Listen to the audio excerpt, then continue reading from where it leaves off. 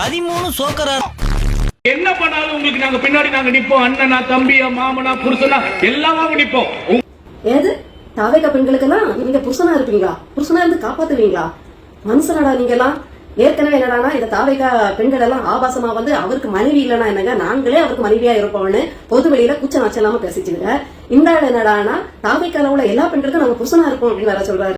இன்னும் வந்து அவங்க சட்டம் ஒரு சட்டை போறது கூட 80% மக்கள் அவங்க நல்லா இல்ல. பேரவை தலைவர் அவர்களே, அவங்கள ரொம்ப பாதிக்கப்பட்டு இருக்காங்க. அவங்க சட்டை போடுறது கூட தீபாவளி பொங்கலுக்கு போட்டப்போ அந்த ஒரு சட்டையை 1 வருஷமா போட்டுட்டு இருக்காங்க. அந்த மாதிரி தான் இருக்காங்க, செல்வ செழிப்பா இருக்காங்கன்னு சொல்றாங்க. நான் அந்த மக்கள் குரலா தான் நான் அங்க இருப்பேன். ஒரு சட்டையை 1 வருஷமா போட்டவனே எந்திடா. என்னது ஒத்த சட்டை போட்டவனா? என்ன எல்லாரும் இதுவே சொல்றீங்க? காலைல இப்படிதான் போன் அடிச்சு போன் போட்டு மாப்பிள்ள சட்டை இருக்கா வாங்கி தட்டான்றியா? உசிலம்பட்டிக்காரன் என்ன நினைச்சீங்க? தாய்மாமஞ்சிரு இந்த உலகத்துக்கு அறிமுகப்படுத்த இந்த உசிலம்பட்டிக்காரங்க தான். சரியா? தாய்மாமஞ்சிரும் தாய்வெளி சொந்தத்தையும் தூக்கி கொண்டாடுறவங்க. தாய்மாமஞ்சிரு சும்மா கிடையாது. அந்த வீட்டு பொன்பொல் விலைக்கு நாங்க இருக்குன்னு சொல்ற உறவையாது. பிரிட்டிஷ்காரனை எதிர்த்து நெஞ்சில குண்டா வாங்கின பெருங்காமநல்லூர் ரத்த சொந்தக்காரங்க நாங்க. சரியா? பிரிட்டிஷ் காலத்துல இருந்து இன்னைக்கு வரைக்கும் இந்தியா பாடல துப்பாக்கி தூக்கி நிக்கிறதுல 3/4 பேர் உசிலம்பட்டிக்காரன். 58 கிராம கால்வா தண்ணிக்காக ஒன்னா நடி போராடி ஜெயிச்சுவீங்க. வீட்டு வரைக்கும் யாரு வந்தாலும் வாயான்னு கூப்பிட்டு வகுறார சோறு போட்டு அனுப்புறவங்க. வீட்டுல ஆடு மாடு எல்லாத்தையும் வீட்டுல ஒரு ஆளை வச்சு வளர்க்குறீங்களா? எங்களை போய் என்ன கேக்குற? ஏலே உன் ஹிஸ்டரியை கேட்கலாம் நான் வரலடா. ஒரு சட்டைக்கு மேல வச்சிருக்கேன் இல்லையாடா? ஏலே சட்டை இல்லாட்டி கூச்சப்படுறா கேடுறா வாங்கி தரேன். ஏமா ஏய் உசிலம்பட்டியை பத்தி எம்புட்டு இருக்கு. பங்காளி வணக்கம். பங்காளி சொல்லுங்க. வணக்கம் பங்காளி. ஏன்னா உங்க உசிலம்பட்டியில வந்து வருஷத்துக்கு ஒரு தடவை சட்டை போடலாம்ல? உசிலம்பட்டிக்காரங்களாம் வருஷத்துக்கு ஒரு சட்டை தான் போடுறீங்கன்னு சொல்லி சட்டமன்ற உறுப்பினர் வந்து சட்டசபையில் சொல்றாரு. உசிலம்பட்டி எம்எல்ஏ பங்காளி பதிவு பண்ணிக்கிட்டு இருக்கேன். சாட்டில லைவ் போயிட்டு இருக்கு. கொஞ்சம் மரியாதை பேசுங்க.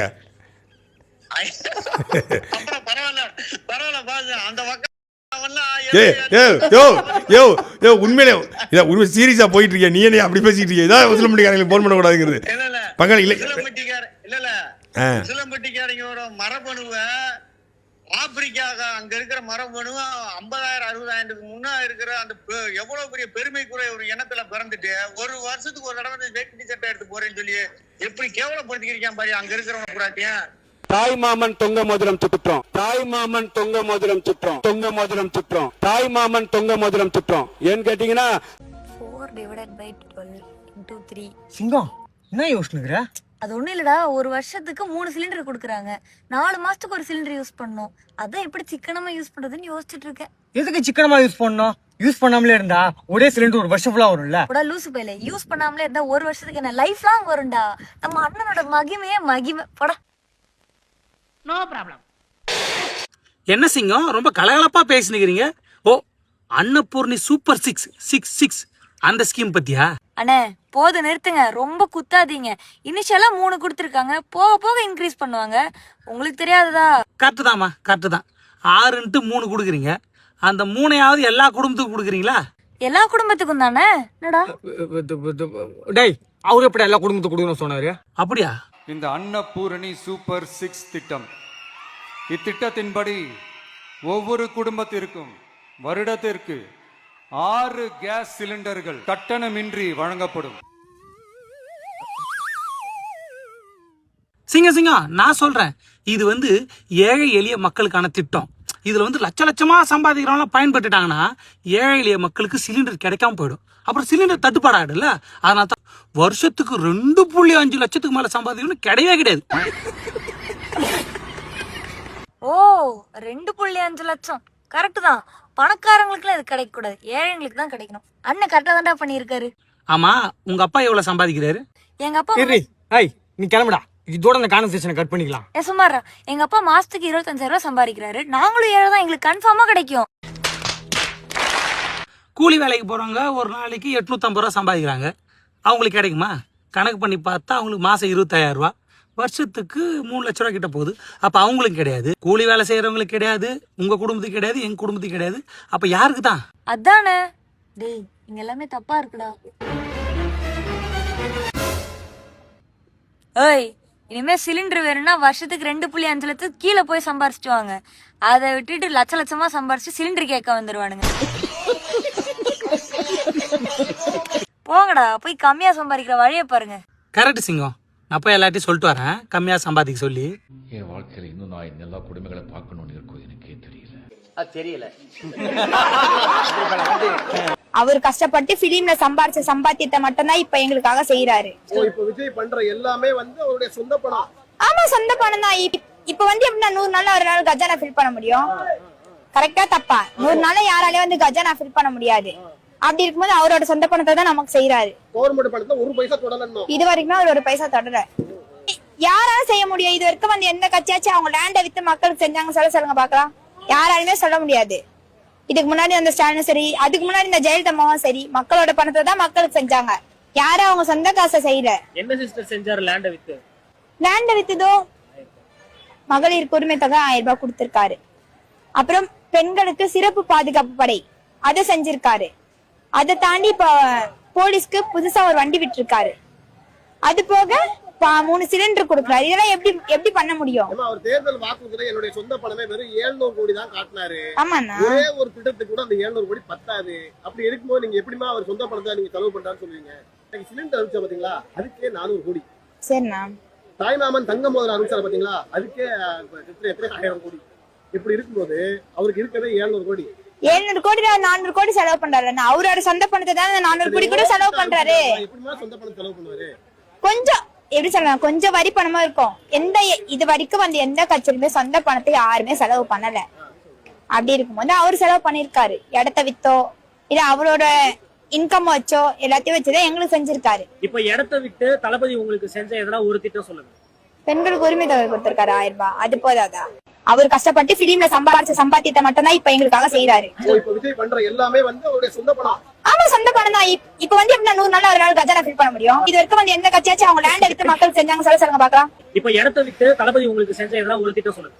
பெண்களுக்கு உரிமை தொகை கொடுத்திருக்காரு 1000 ரூபாய். அது போதாதா? இதுக்கு முன்னாடி அந்த ஸ்டாலினும் சரி, அதுக்கு முன்னாடி இந்த ஜெயலலிதா அம்மாவும் சரி, மக்களோட பணத்தை தான் மக்கள் செஞ்சாங்க. தற்குறி பொம்பளை தற்குறி நீ மட்டும் இல்ல, உனக்கு 35% ஓட்டு போட்டான் பாரு தளபதி, அதுல 30% தான் இந்த மாதிரி தற்குறிக்கு தான்.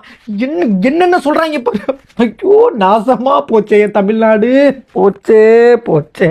நீங்க தகுதி பார்க்காம எத்தனை கோடி வச்சிருந்தாலும் எம்எல்ஏக்கு கார் கொடுப்பீங்க, ஆனா எங்களுக்கு சிலிண்டர் கொடுக்கும் போது மட்டும் தகுதி பார்ப்பீங்க. இதுக்கு நாங்க முட்டு வேற கொடுக்கணுமா? அட போங்கடா. இன்னைக்கு தமிழ்நாட்டையே வந்து உலுக்கி இருக்கிற ஒரு விஷயம், எல்லாரும் ஆச்சரியப்படுற ஒரு விஷயம் என்னன்னா, மதுரையில் இருக்கிற சின்ன பிள்ளை, சரிங்களா, பேரு ஞாபகம் வச்சுங்க, இவங்க தான் ஓரியம் கண்டுபிடிச்சாங்க. கேளுங்க. புதிய, ஏன்னா இது வந்து முன்னாடியே வந்து பண்ணியிருக்காங்க. சின்ன பிள்ளைன்ற மதுரை மாவட்டத்தில் ஒருத்தவங்க இருந்தாங்க. அவங்க வந்து ஓரிங் ஹைட்ரோக்ளாலிக் சிஸ்டத்தை வந்து ஆயில் லீக்காமல் இருக்கிறதுக்கு அந்த ஒரு இதை வந்து எம்எஸ்எம்இல இருக்கிற ஒரு எஸ்எஸ்ஜி மதுரையில் இருக்கிற ஒரு பெண்மணி வந்து அதை வந்து பண்ணிட்டு இருந்தாங்க. அப்போவே வந்து வாஜ்பாய் அவர்கள் அவங்க வீட்டில் போய் அவங்களுடைய காலில் வந்து கும்பிட்டு இருந்தாங்க. கேட்டீங்களா? இந்த அம்மா வந்து தொழில்துறை அமைச்சர். தொழில்துறை அமைச்சருக்கு ஓரிங்னா என்னன்னு தெரிஞ்சிருக்கணும். ஓ ரிங், சரிங்களா? அதுவும் ஹைட்ராலிக் ஓரிங், அவங்க ஹைட்ரோக்ளோரிக் ஓரிங்னு சொல்றாங்க. ஹைட்ராலிக்கும் ஹைட்ரோக்ளோரிக்கும் அந்த அம்மாக்கு வித்தியாசம் தெரியல. ஹைட்ரோக்ளாலிக் சிஸ்டத்தை வந்து இப்ப இதை கூட நான் சொல்லி காமிச்சிருக்க மாட்டாங்க, ஹைட்ராலிக் ஹைட்ரோக்ளோரிக் சொல்ல. ஏன்னா இவங்களை ஏன் சொல்லி காமிக்கிறது தெரியுங்களா?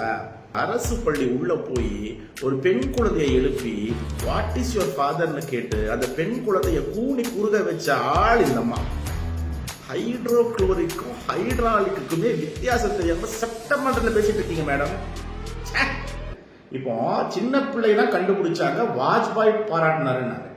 சின்ன பிள்ளை கண்டுபிடிச்சது வந்து ஓரிங்ல எதுவுமே இல்லை. சின்ன பிள்ளைங்கிறது வந்து அவங்க மதுரை மாவட்டம் புள்ளிசேரி ஒரு ஊர்ல களஞ்சியம்னு ஒரு விஷயத்த சுய உதவிக்குழு மூலமா ஆரம்பிச்சாங்க. இன்னைக்கு அது பல மாநிலங்கள்ல இருக்கு. நமக்கு தெரியும், கலைஞர் தான் சுய உதவிக்குழுவை தமிழ்நாட்டை பெருசா கொண்டு வந்தது. அந்த விஷயம்தான் மதுரை சின்ன பிள்ளை இந்த அம்மா வந்து செஞ்சது. இதுக்காக தான் வாஜ்பாய் கூட்டு பாராட்டினாரு, காலில் எல்லாம் விழுந்தாரு. அதுக்கு பிறகு போன ஆட்சியில 2024 அந்த அம்மாவோட கோரிக்கையை ஏற்று முத்துவேல் கருணாநிதி நமக்கு வீடு கொடுத்தாரு. இதெல்லாம் இவங்களுக்கு தெரியாது. சட்டமன்றத்துக்குள்ளேயே இவ்வளவு பொய் சொல்றவங்க வெளியே என்னெல்லாம் சொல்லுவாங்க யோசிச்சு பாருங்க. சட்டமன்றத்துக்குள்ள மதுரை சின்ன பிள்ளை வந்து ஓரிங் கண்டுபிடிச்சாங்கிறாங்க. ஓரிங் கண்டுபிடிச்சது 1896. சரிங்களா? வாயில்தான் வந்துடும். தொழில்துறை அமைச்சருக்கு தொழில்துறை பற்றி, தொழில்துறை முதலீடு பற்றி தான் ஒன்றும் தெரியலனா, மதுரையில் இருக்கிற சின்ன பிள்ளை அந்த அம்மா பத்தி கூட தெரியலையே. வாட்ஸ்அப்ல வர்றது எல்லாம் வந்து சட்டமன்றத்துல வாந்தி எடுத்தா தமிழ்நாட்டு நிலைமையை கொஞ்சம் யோசிச்சு பாருங்களேன். இதுல வேற இந்த மீடியால என்ன பண்றாங்க பாருங்களேன். அதாவது அமைச்சர் சொன்ன புதிய செய்தி, அதிர்ச்சி செய்தி, அதிரடி செய்தி, என்னடா இதெல்லாம். எல்லாரும் ஆலிஸ் வெல் சொல்லிக்கோங்க. All is well, all is well. எல்லாரும் ஜோரா ஒரு கை தட்டுங்க. அதெல்லாம் தட்ட முடியாது. ரைட் விடு. பொறாமை. மற்ற மாநில முதல்வர்கள் கூட பார்த்து பொறாமை கொள்ளும் எங்கள் முதல்வர். பொறாமையும் சற்று அழகுதானே அவருக்கு. தலைவா, யுவர் கிரேட் தலைவா, கிரேட். என்னப்பா சிவனாண்டி, சளிகிளி பிடிக்க போதப்பா? சளி எப்ப நான் முதலாளி பிடிச்சிருக்கு? அண்ணனை கண்டா சனியே தெரிச்சு ஓடுது. நமக்கெல்லாம் எப்படி சிவனாண்டிய பிடிச்சிருக்கோ அதே மாதிரி சளிக்கு சிவனாண்டிய பிடிச்சிருக்கா. இப்படி தாங்க சிவனாண்டி தும்முனா கூட அதை ஊதி பேசியே பெருசாக்கிடுவானுங்க. இந்த 4 பேர் இல்லாம சிவனாண்டி இல்ல, சிவனாண்டி இல்லாம அந்த 4 பேர் இல்ல. ரீல்ஸ் போடுறோம்னு சொன்னீங்க. நீங்களும் ரீல்ஸ் போட வேண்டியதுதானே. மோச போயிட்டா, மோச போயிட்டோம். அம்மா பாத்துட்டாங்க, அப்பா பாத்துட்டாங்கன்னு நம்பி நீங்க ஓகே பண்ணிட்டீங்களா? அணில் கூட்டமா? நாங்க கரண்ட் ஒயரை கட் பண்ற அணில்கள் கிடையாதுங்க. கரண்ட் இயரவே திருத்தி எழுதின மாபெரும் வெற்றி கூட்டம். டேய், என்னடா டயலாக் இது? எவன் எழுதி கொடுத்தானே அது இப்படி பேசிட்டு போறான்? சிஎம் தலாபதி விஜய் பாகிஸ்தான் தமிழ்நாடு முதலமைச்சர் விஜய் பாகிஸ்தான் சென்றுள்ளதாகவும் பாகிஸ்தானை சேர்ந்த அரசியல் கட்சி தலைவர்கள் அவருக்கு பிரம்மாண்ட வரவேற்பு அளித்ததாகவும் சமூக வலைதளங்களில் பல வீடியோக்கள் பரவி வருகின்றன. ஆனால் இது உண்மையா? பாகிஸ்தானுக்கு வருகை புரிந்த தமிழ்நாடு முதலமைச்சர் விஜய்க்கு லாகூர் விமான நிலையத்தில் பிரம்மாண்ட வரவேற்பு அளிக்கப்பட்டதாக இந்த வீடியோவில் கூறப்படுகிறது.